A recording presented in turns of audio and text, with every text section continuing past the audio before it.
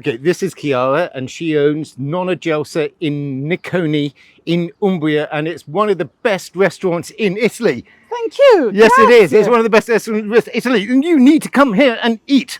Right. Grazie. What's for lunch? Soup for you. No. No, c'è pasta, tagliatelle. Pasta. Poi bringoli con l'aglione, ravioli di melanzane con parmigiano e pomodori grigliati, Buono. ravioli di bufala con melanzane e capperi. Prendi questa. Ok, e Ok. poi un'insalata? No, basta. solo i ravioli. No, un'insalata verde. Un'insalata verde. Grazie, Carl. Grazie. Right. Good morning, good afternoon, and good evening to you all wherever you are in the world. My name is Nick Ferrand, and these are my Italian one take property tour. Right, now this week we are going to do Q&A. Lots of you have been sending me comments and messages, and I want to make sure that I answer all those comments, so bear with me. The two subjects we're going to be talking today is one, €1 houses and what does that entail, and two, the new Nomad Visa. I get a lot of questions. People send me a lot of emails, pushing buttons, and I'm trying to address this today. It's going to be an overview. Do not take everything I say as gospel. You need to do your own research. Let's start. I think we're going to start with the €1 houses. Now, €1 houses in Italy. Yes, you can buy them, but there are caveats. Now, there are a number of regions in Italy which are offering €1 houses. Grazie. And one of those, well, I mean, a number of them is Marche, Sicily, Campania, and a number of them. You just need to Google them, but each municipality have slightly different criteria, so you do need to be careful of what you're doing. Some properties that come to the market as €1 homes for sale in Italy end up being 10, 15, 20,000 euros because they are sought after properties. Now, the reason the scheme came to fruition is that young people wanted to go to the big cities to see the big lights. I understand that. And so therefore you have these beautiful hilltop villages with really no life. And so what they're trying to do is kind of regenerate and bring people in. Point number one, very important. Some municipalities may ask you to become resident once you have completed your restoration project. Some municipalities will not allow you to rent your property. Some do, some don't. I can't say which ones do, and I can't say which ones don't. It is up to you to choose the area where you want to be and then make the investigation and find out whether you can and you cannot.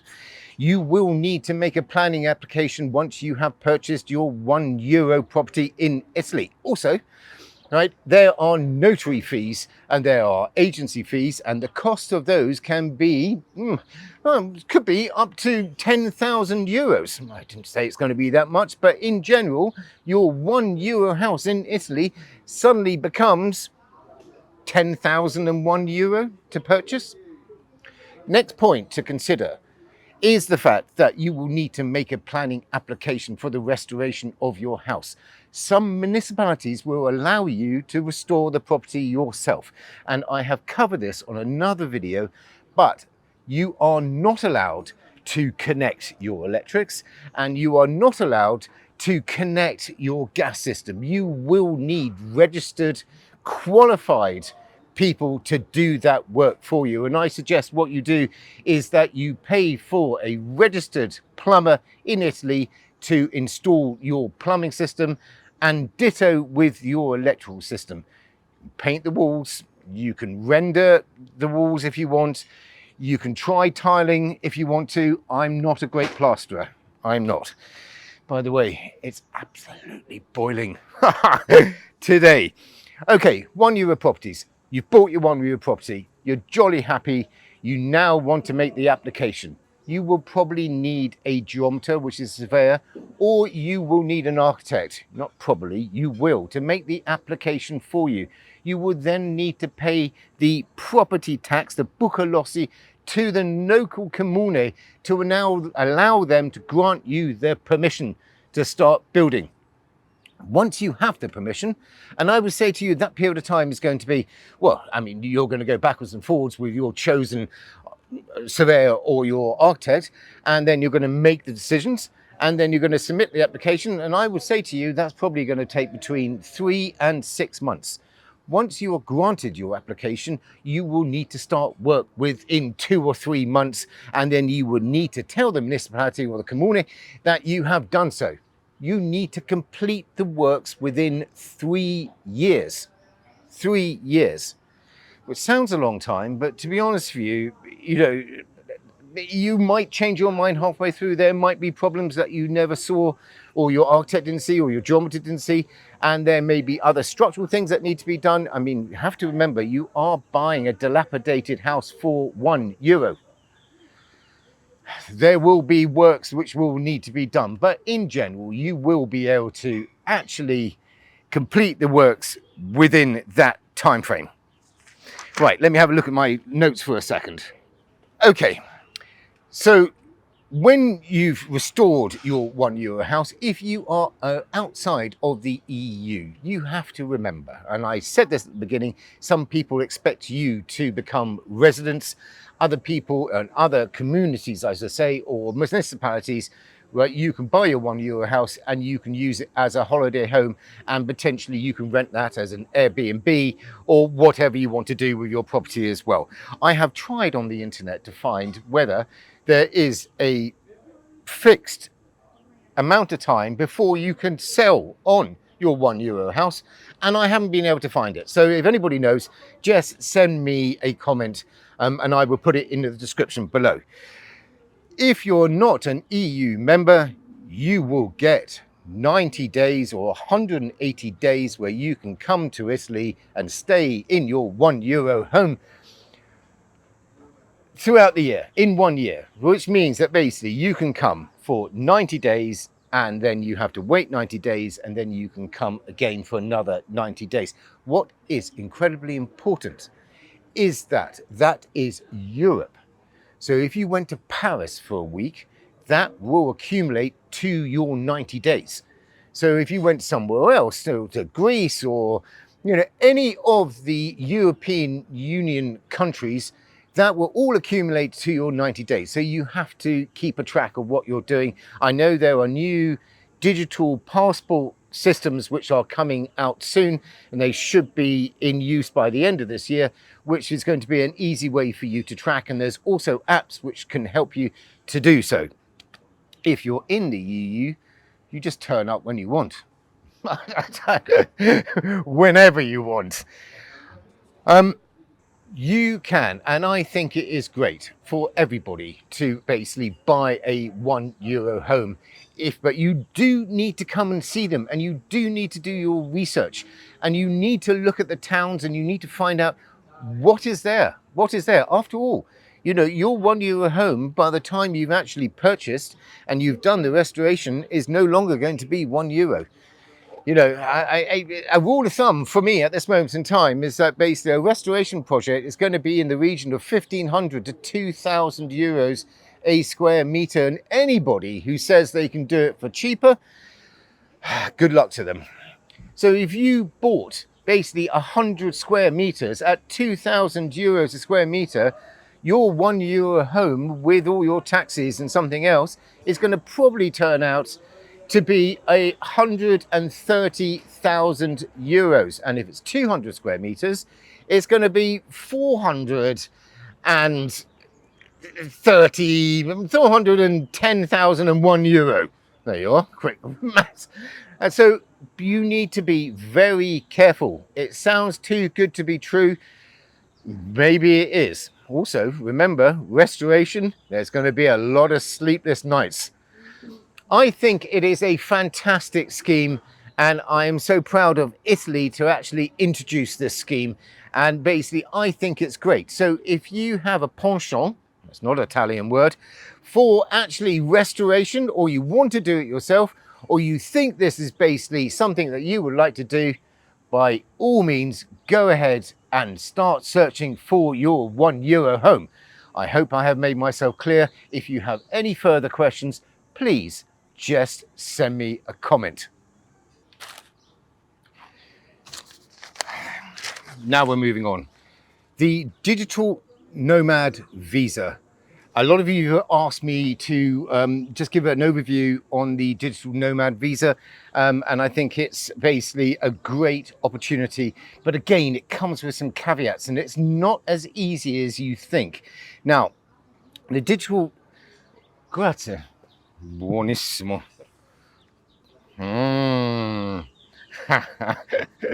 I'm just going to try one, sorry. Oh my God, I'm not, it's hot. All right, just wait for a second. Right, now, Digital Nomad Visa. It initially came to fruition on the 28th of March 2022. But being Italian, it didn't actually come into, if you like, circulation, or one could apply to, until the 4th of April 2024. And there was basically quite a lot of, you know, bells and whistles and fanfare and, you know, fireworks when it was introduced. However, you need to be a highly skilled worker. Now, there is a debate of what is a highly skilled worker. Am I a highly skilled worker? Yes, I probably am. Are you a highly skilled worker? Now, you will need a diploma or a degree or to be in employment for a long time to be able to justify your skill. That's just the way it is. It's actually designed for highly skilled workers. Okay. The next thing that you must do is that you must prove that you are making over €28,000 a year. Now, if you're self-employed, you need to take your bank statements or you need to take your annual return. And you need to be able to show the Italian government that you are making more than €28,000 a year. If you are employed and you work remotely, it means that your employee will have to give you a certified piece of paper stating that you are employed and you are making more than 28,000 a year. And I guarantee you that will need to be translated to Italian by a registered Italian translator verbatim. The next thing that you need to do is that you need to apply to the Italian consulate in your home country. That means that you need to book an appointment and go and see them and say, I would like to make an application for the Digital Nomad Visa. You get where this is going, don't you? You really do. Okay, so basically, after you've done all that, and the kicker, I think, in getting your Nomad's Visa, I've been bitten by a mosquito.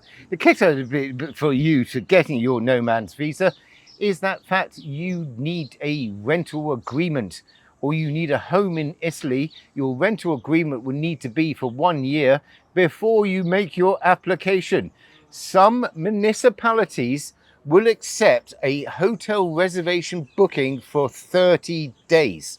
Remember, your Digital Nomad Visa is for a maximum period of 1 year.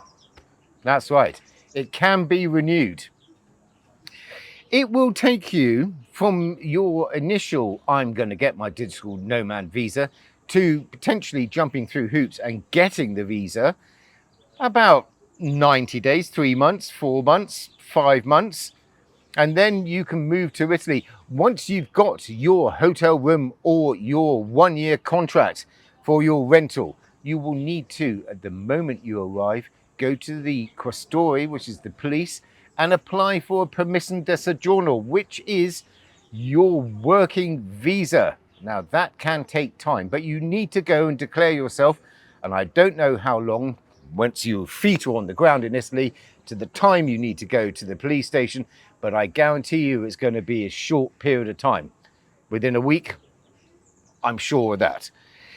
You also, to be able to actually get a Digital Nomad Visa, have a clean criminal record for at least 5 years. Now, I'm not quite sure what it means by a clean criminal record. Does that mean parking offences? Does that mean a driving violation of any description? I don't know. Further investigation is needed. So I would suggest that if you do have a conviction of any kind, you speak to the Italian consulate and you put your cards on the table and you say, this is what I've got. Am I eligible for the Digital Nomad Visa? Because there's absolutely no point you making an application if you're going to be turned down. The next thing, you can bring your family. So you can apply for your Digital Nomad Visa and apply to bring your family. However, the police will have the final say whether you will grant your family to come with you. And remember, the Digital Nomad Visa is only for 1 year. You can renew it and keep it going.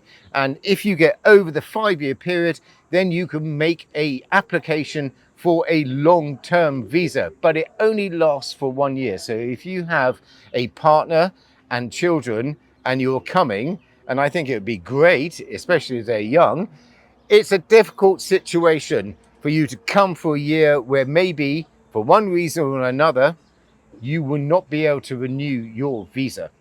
Also, each member of your family, and that includes yourself, will need comprehensive medical insurance. Do not forget that. And that is one of the stipulations on the application. So all in all, there are a lot of things to consider before you say, oh, hello, I think I'm going to move to Italy for a year.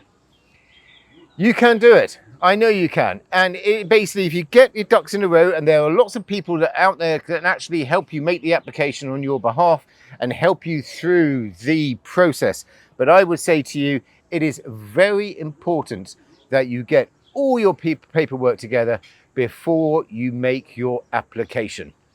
Now, that is just a quick overview, and I hope you enjoyed that. There's lots of things that need to be taken into consideration, both with €1 houses and 2, getting a visa. Now, this week, I would like to give a big shout out to Charles and Paula, and they are from Washington, D.C. in the USA, and they came in to see me into the office, and unfortunately, I wasn't there. Victoria was there, and they wrote me this beautiful letter saying, we came in to see you and Mackie from the US and Washington, D.C. Sadly, you weren't here. If you would like me to take you for coffee or lunch, you need to make an appointment, because I live in my car, and if I'm not in my car, I am building the house in Anghiari. Thank you, guys. Very nice note. Great videos. Thank you. Right, I hope you enjoyed this week's video. I thought it was about time that we did a kind of overview on a couple of things which are important in Italy. Next week, we will be back rummaging around Italian property. Until then, I'll see you very soon. Take care. Ciao. Now, I'm going to have my lunch.